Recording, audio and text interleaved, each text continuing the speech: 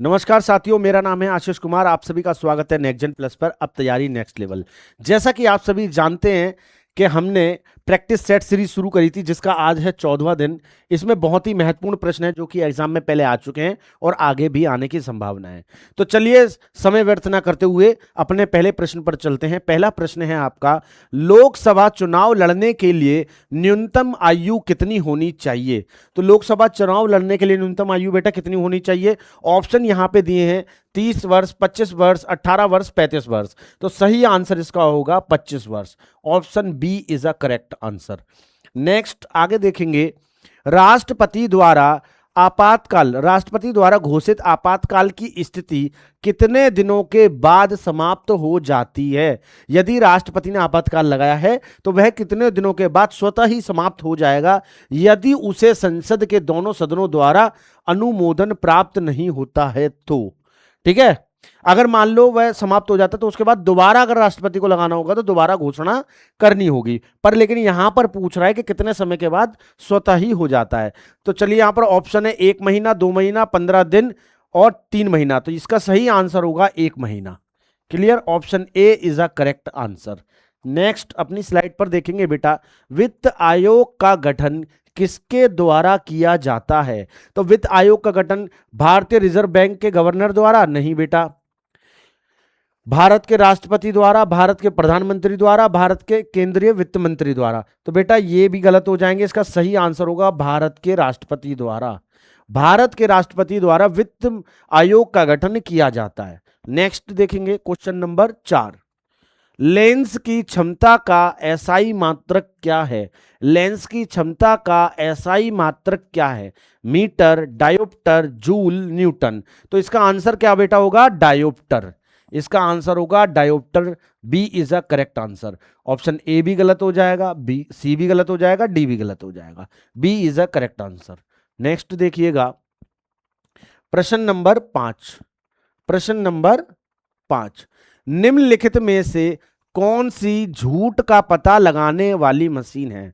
ऐसी कौन सी मशीन है जिससे झूठ का पता लगाया जाता है?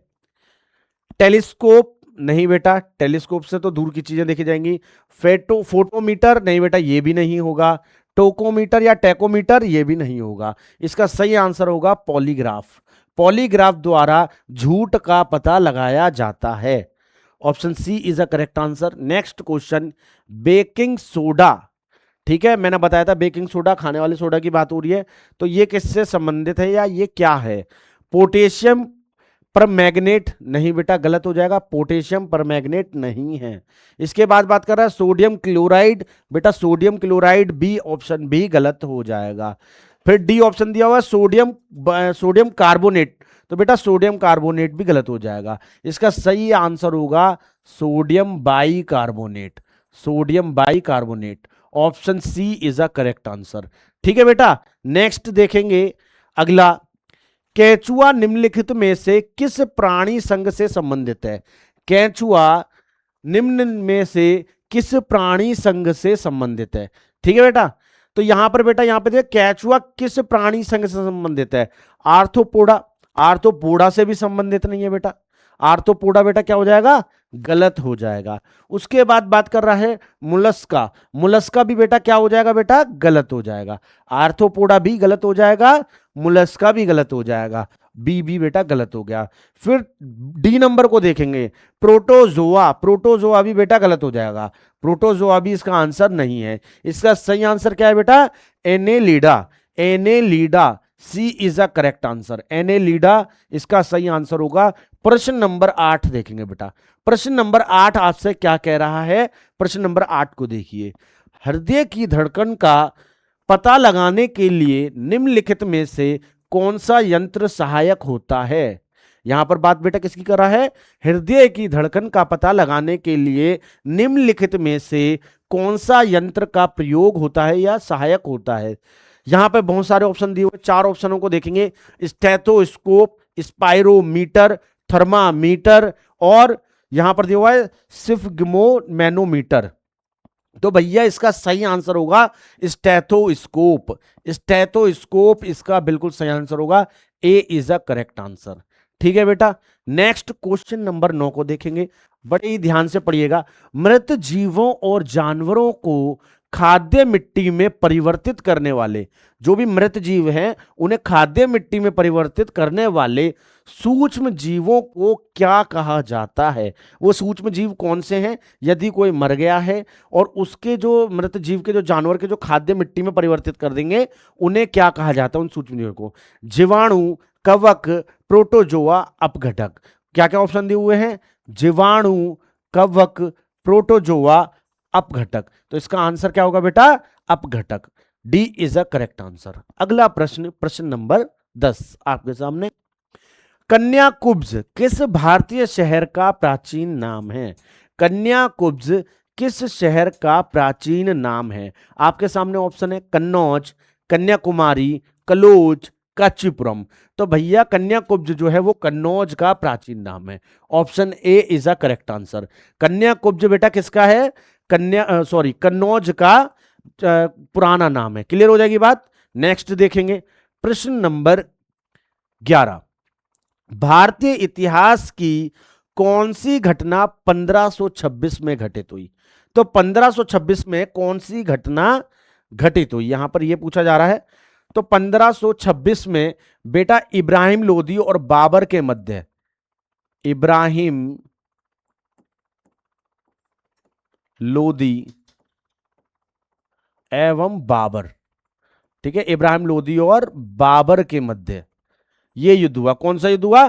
पानीपत का प्रथम युद्ध हुआ बेटा। यहां पे दिया हुआ है शेर शाह सूरी द्वारा हुमायूं पर पराजय। नहीं भाई, ये गलत हो जाएगा, हुमायूं उस समय पे है ही नहीं। उसके बाद पानीपत की प्रथम युद्ध, ये बेटा सही है, B is a correct answer. Panipat का तृतीय गलत हो जाएगा, ननोपदेश भी गलत हो जाएगा। तो B is a correct answer. Panipat का प्रथम युद्ध 1526 में हुआ था। बनारस हिंदू विश्वविद्यालय के संस्थापक कौन थे? बनारस हिंदू विश्वविद्यालय के संस्थापक पंडित मदन मोहन मालवीय, बीजी तिलक, स्वामी विवेकानंद, डॉक्टर राम मनोहर लोहिया।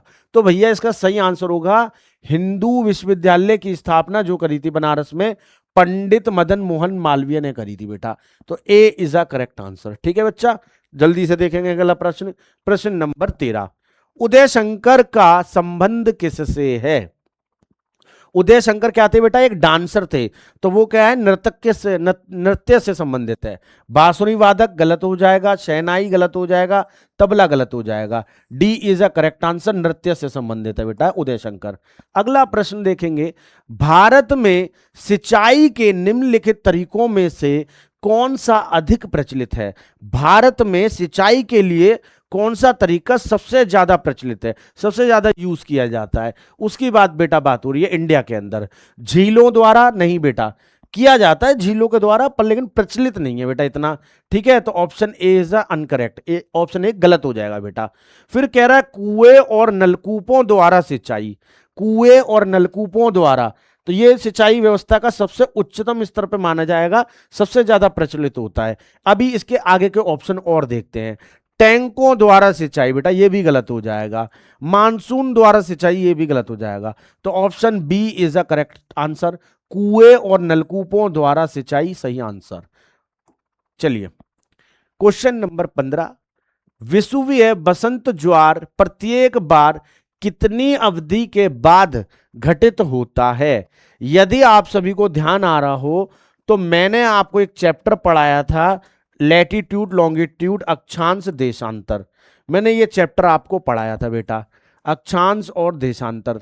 जब मैंने ये चैप्टर पढ़ाया था तो मैंने मोस्ट इंपॉर्टेंट आपको लैटिट्यूड्स के बारे में बताया था।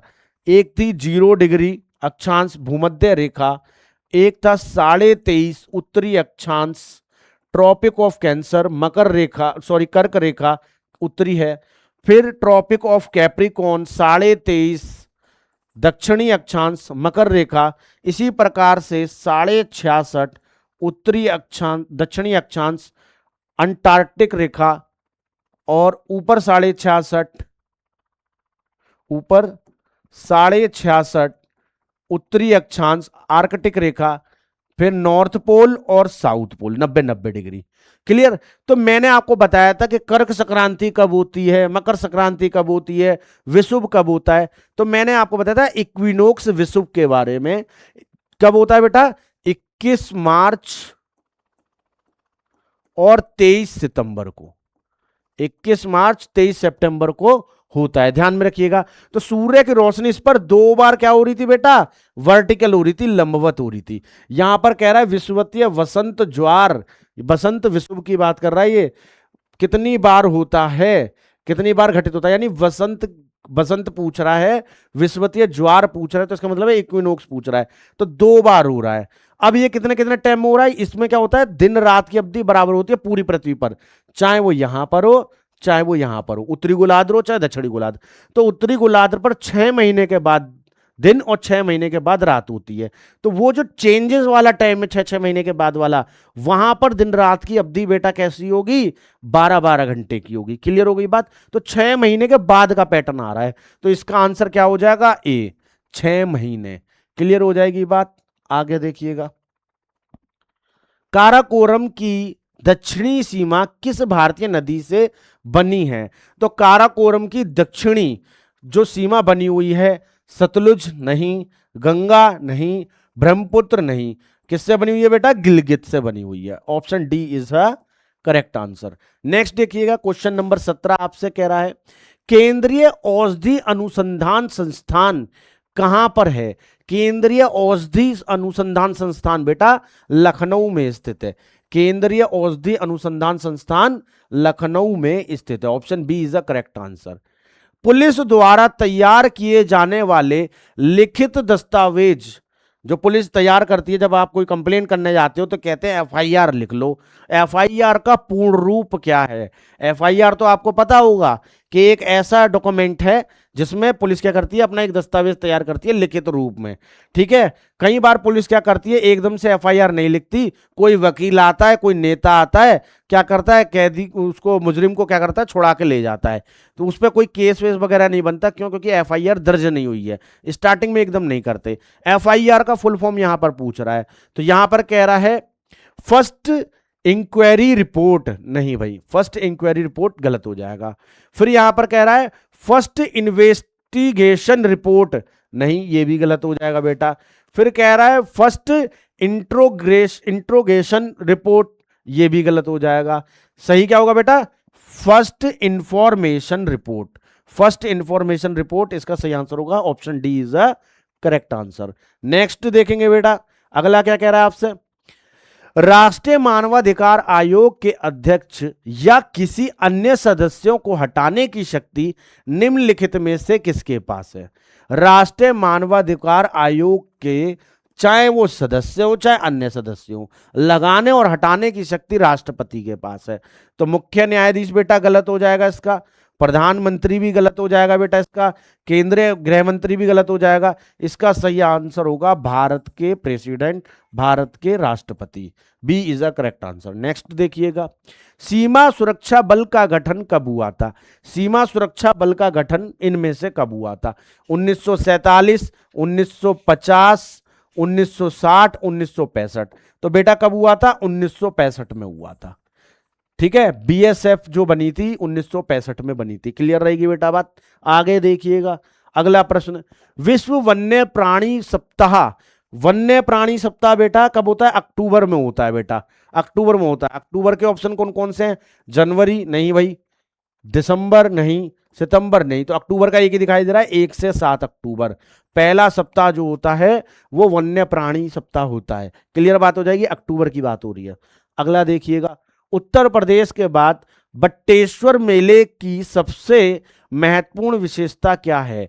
तो बट्टेश्वर मेले में भैया पशुधन की बात होती है। किसकी? पारंपरिक भोजन मेला नहीं भैया, पारंपरिक भोजन मेला नहीं। सांड लड़ाई नहीं, इनमें से कोई नहीं। अभी बी तो हमने पढ़ा ही नहीं, तो कैसे कह दे इनमें से कोई नहीं। तो ऑप्शन बी को पढ़ेंगे तो पता चला पशुधन मेला। यही क्या हो गया बेटा? सही हो गया। Option B is a correct answer. Bateshwar मेला जो है पशुधन मेला। ठीक है। आगे देखेंगे, उत्तर प्रदेश के किस जिले में किछोछा दरगाह शरीफ स्थित है। तो उत्तर प्रदेश के किस जिले में बेटा किचोचा दरगाह बेटा पड़ेगी? अंबेडकर नगर में। संत कबीर नगर, मिर्जापुर, अंबेडकर नगर, सुल्तानपुर। किचोचा दरगाह कहां पे पड़ेगी बेटा? अंबेडकर नगर में पड़ेगी। क्लियर, ध्यान रखेंगे, अंबेडकर नगर में पड़ेगी। Option C is a correct answer.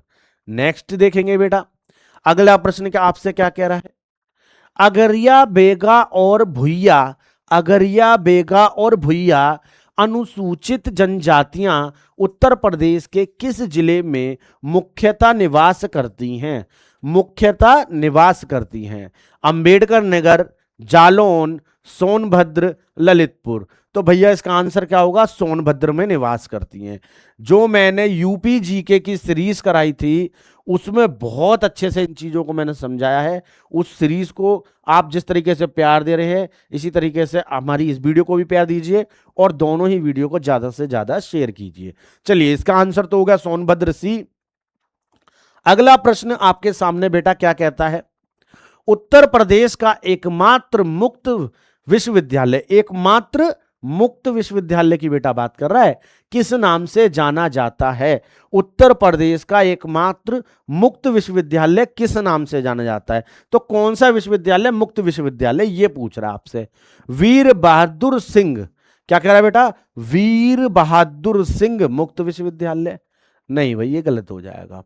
फिर कह रहा है राम मनोहर लोहिया मुक्त विश्वविद्यालय, राम मनोहर लोहिया, राम मनोहर लोहिया विश्वविद्यालय भी नहीं है भैया, गलत हो जाएगा।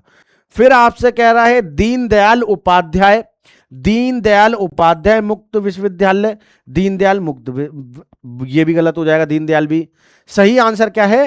राजश्री पुरुषोत्तम दास टंडन, राजश्री पुरुषोत्तम दास टंडन, राजश्री पुरुषोत्तम दास टंडन मुक्त विश्वविद्यालय। C is a correct answer. Clear रहेगी बेटा बात? सी क्या हो जाएगा बेटा? बिल्कुल सही हो जाएगा। अगला देखेंगे प्रश्न, अगला प्रश्न आपसे क्या कहता है? प्रश्न नंबर 26, प्रश्न नंबर 26 आपके सामने। उत्तर प्रदेश कृषि अनुसंधान परिषद किस स्थान पर स्थित है?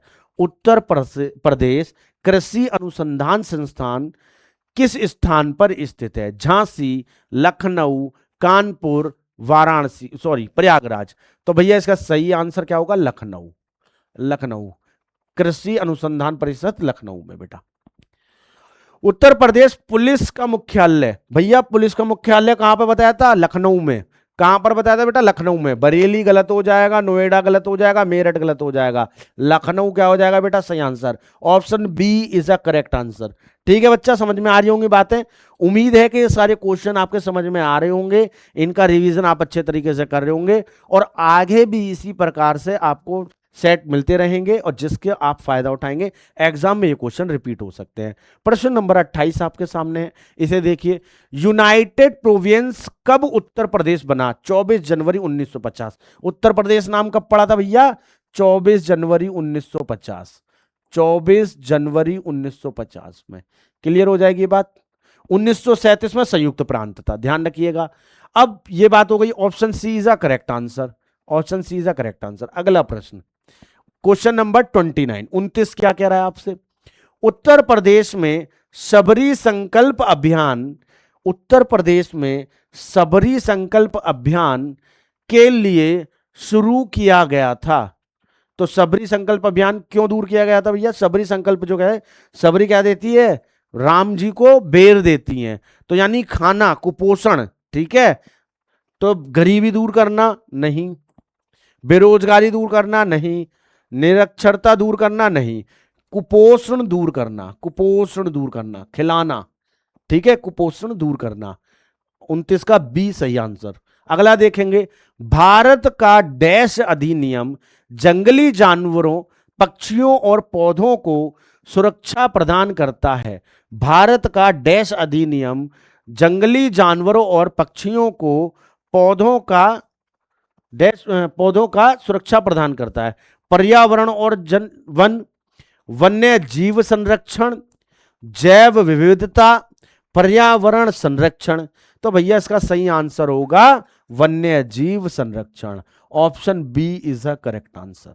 नेक्स्ट देखेंगे बेटा, क्वेश्चन नंबर 31, क्वेश्चन नंबर 31 देखेंगे। क्वेश्चन नंबर 31 क्या कह रहा है? वल्लमकालीन किस प्रकार का पारंपरिक खेल है? वल्लमकालीन किस प्रकार का है बेटा? नौका दौड़, दौड़, मुक्केबाजी, कुश्ती। तो भैया ये बोट रेस का है, नौका दौड़ का है बेटा। सी इज द करेक्ट आंसर। बेटा समझ में आ रही होंगी चीजें, ठीक है? जल्दी से देखेंगे, जल्दी से देखेंगे इसे। इसके बाद क्वेश्चन नंबर हम कौन सा देखेंगे बेटा? Question number 32। Question number 32।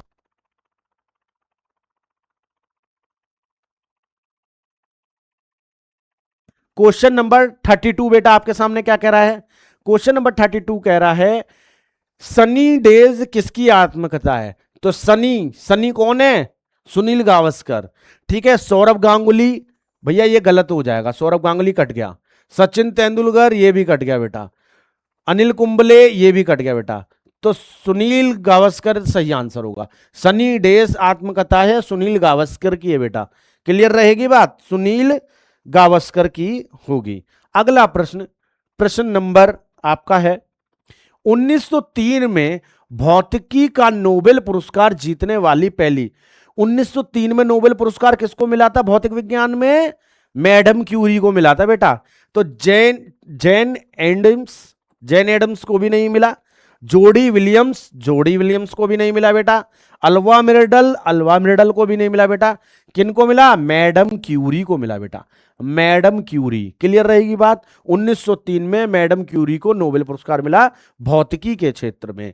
आगे देखिएगा, पुलित्जर पुरस्कार प्राप्त करने वाले पहले भारतीय कौन थे? पुलित्जर पुरस्कार प्राप्त करने वाले संघमित्रा कलिता, गोविंद बिहारी लाल, गीता आनंद, छुप्पा लाहिड़ी। तो कौन होंगे बेटा? गोविंद बिहारी लाल। पुलित्जर त्योहार जो मिला पुरस्कार, वो मिला गोविंद बिहारी लाल को।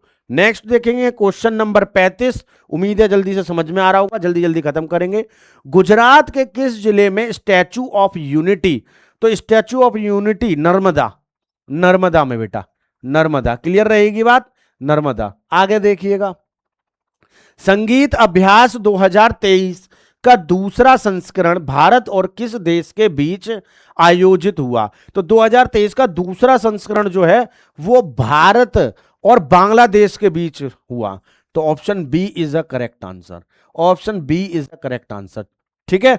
आगे देखिएगा, विश्व खाद्य दिवस, विश्व खाद्य दिवस प्रतिवर्ष कब मनाया जाता है? तो विश्व खाद्य दिवस प्रतिवर्ष 10 अक्टूबर, 16 अक्टूबर, 24 अक्टूबर, 30 अक्टूबर। तो बेटा ये कब मनाया जाता है? विश्व खाद्य दिवस जो मनाया जाएगा, बताइए कब मनाया जाएगा? 16 अक्टूबर को मनाया जाता है बेटा, 16 अक्टूबर को मनाया जाता है। अगला देखेंगे, संयुक्त राष्ट्र दिवस प्रतिवर्ष कब मनाया जाता है? तो संयुक्त राष्ट्र दिवस बेटा 24 अक्टूबर को मनाया जाता है, ठीक है? सी इज द करेक्ट आंसर। उम्मीद है कि ये सेट समझ में आया होगा, इससे आपका रिवीजन हुआ होगा। ये सारे नोट्स आपको कहां पे मिल जाएंगे बेटा? हमारे टेलीग्राम चैनल पर मिल जाएंगे। साथ में ही हम क्या देखेंगे कि जितनी भी सीरीज है उनको रिपीट करेंगे अच्छे से। मिलते हैं अपनी अगली क्लास में, इसी तरीके से क्लास को कंप्लीट हम करते रहेंगे और जितनी भी ये बातें हैं वो आपको मिल जाएगी हमारी अगली क्लास में। जय हिंद, जय भारत।